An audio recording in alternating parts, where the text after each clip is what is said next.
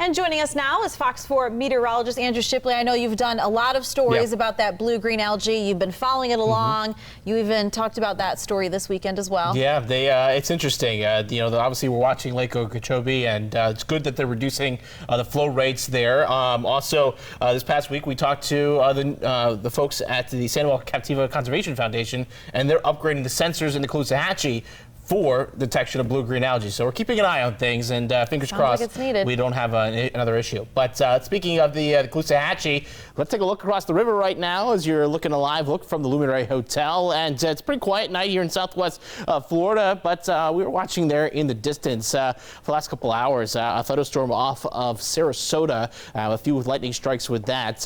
Maybe nothing right now, but it's right in here that we've been watching.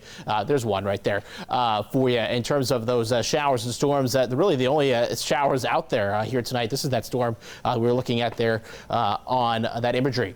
In terms of temperatures, still warm night, 85 degrees in Cape Coral, Fort Myers. How about 82 in Cape Coral? In Port Charlotte there for you.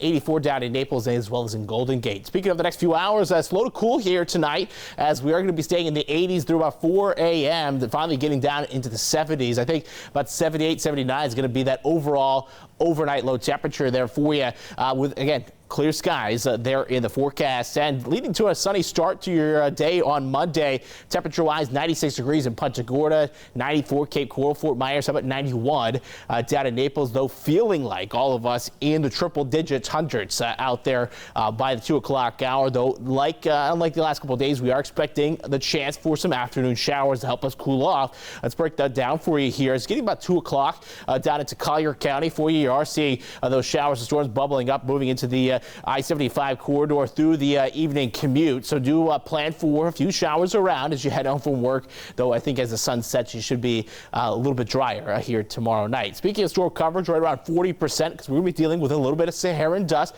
That dissolves a little bit on Tuesday, increasing our storm coverage up to about 70%. Then we start to move back in a little bit on Wednesday, so we're back down to 50%. Then totally moves out as we get towards the end of the week. That's going to increase our rain chances up to 80% coverage as we get into Friday. Let's break that down for you here as we move into Monday. So there's that Saharan dust hanging around across South Florida. So still enough south of us to have some rain coverage out there tomorrow. Then dissolves out a little bit. And then looking at Thursday, again, starting to see that rain chances picking back up. Less and less rain chances, less and less dust, increasing our rain chances as we head into the weekend. But you get on the other side of that, another plume starts to move in. So we'll watch that as we head in towards Monday, a whole week from now.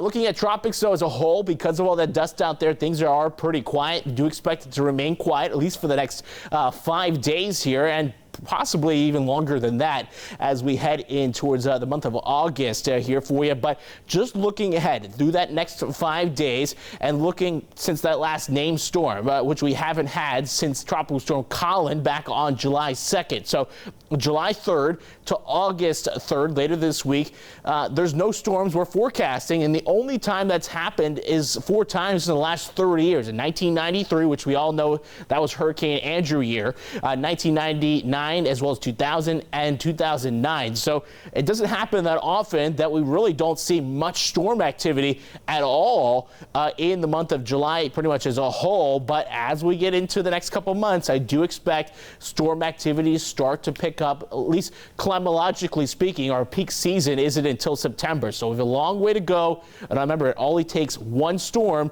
like that 1993 year to have a devastating season for us. So we've got to keep paying attention. 7-day forecast, though, again, watching our storm chances at daily every afternoon with temperatures hanging out in the low to mid 90s.